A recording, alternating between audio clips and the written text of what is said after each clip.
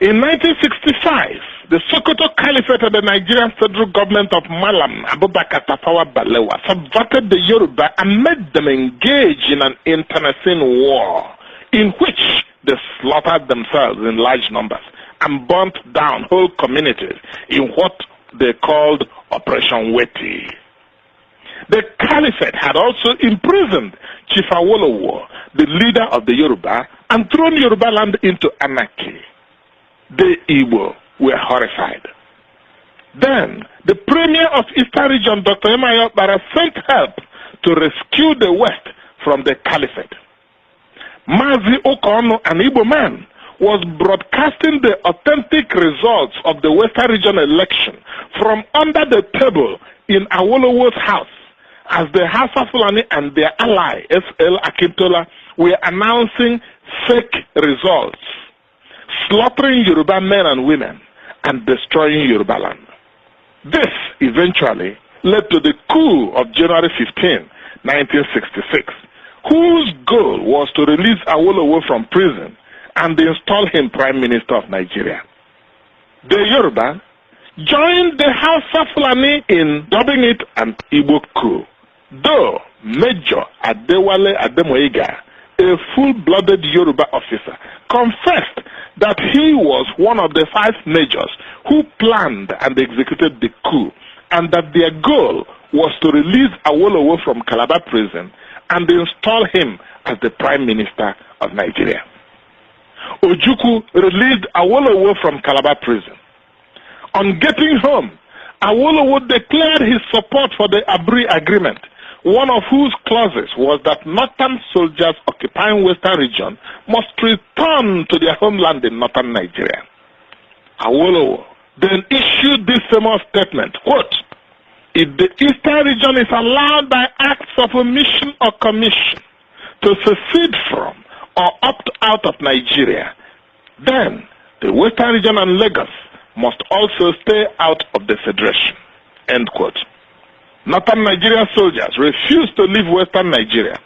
Awolowo, who was saved by the Igbo, formed alliance with the Hausa Fulani, who had been killing his people and occupying their land, and in one of the most dastardly acts in history, urged his Yoruba people to join the Hausa Fulani in slaughtering thousands of Igbo and other people of Eastern region living in Western Nigeria. In 1983, the Sokoto Caliphate and the Hausa Fulani Yoruba oligarchy organized a coup to topple the government of Shehu Shagari. Umaru Diko, Minister of Transport in Shagari's government, later revealed that the only reason they planned and executed the coup was to make sure that Alex Ekwueme, then Vice President of Nigeria, will not become the President of Nigeria after the termination of Shehu Shagari's second term as President. Buhari and the Sokoto Caliphate dumped Ekwueme in Kirikiri prison, Lagos, and sent Shehu Shagari to his home in Shagari village, Sokoto. When Ibrahim Babangida the Snake annulled the election of Abiola as President of Nigeria, Ndi Igbo were in the forefront of fighting for the restoration of Abiola's mandate. When Abiola thought that he had finally concluded his secret treaty with the Caliphate and the Hausa Fulani, he immediately told Ndi Igbo that he did not need the Igbo to be President of Nigeria. The Igbo licked their wounds and shut their mouths. When the Hausa Fulani and other northerners fell on the Igbo and slaughtered 100,000 Igbo and other Easterners living in northern Nigeria between May and October 1966, what did the Yoruba do? They sent Yoruba Obas to tour northern Nigeria and thanked the northern emirs for not killing the Yoruba when they were slaughtering the Igbo and their kin from the eastern region. There are literally scores of examples of bad faith, treachery, and cowardly exploitation of the Igbo and other Easterners by the Hausa Fulani and Yoruba.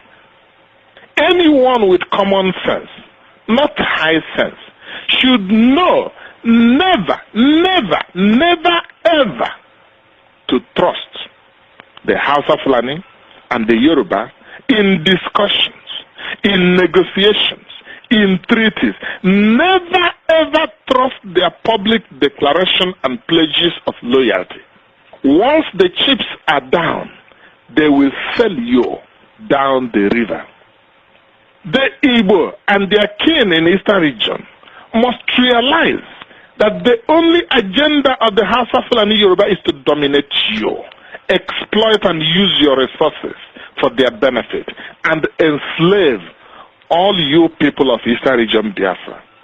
The only survival strategy for the Igbo and their kin in Eastern region is to fight back aggressively, to push back as fiercely as ever against this evil plan.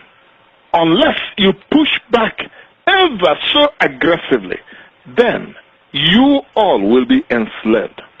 A bully responds to nothing other than aggressive counterattack. You have been complaining about resource control. We ask you just one question.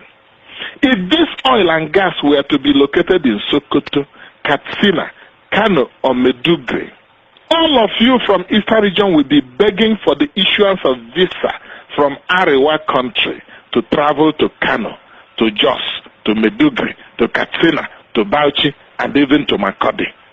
Ndị Igbo, onye mara asụ, ya sụọ n'odo, onye amaghị asụ, ya sụọ n'ala.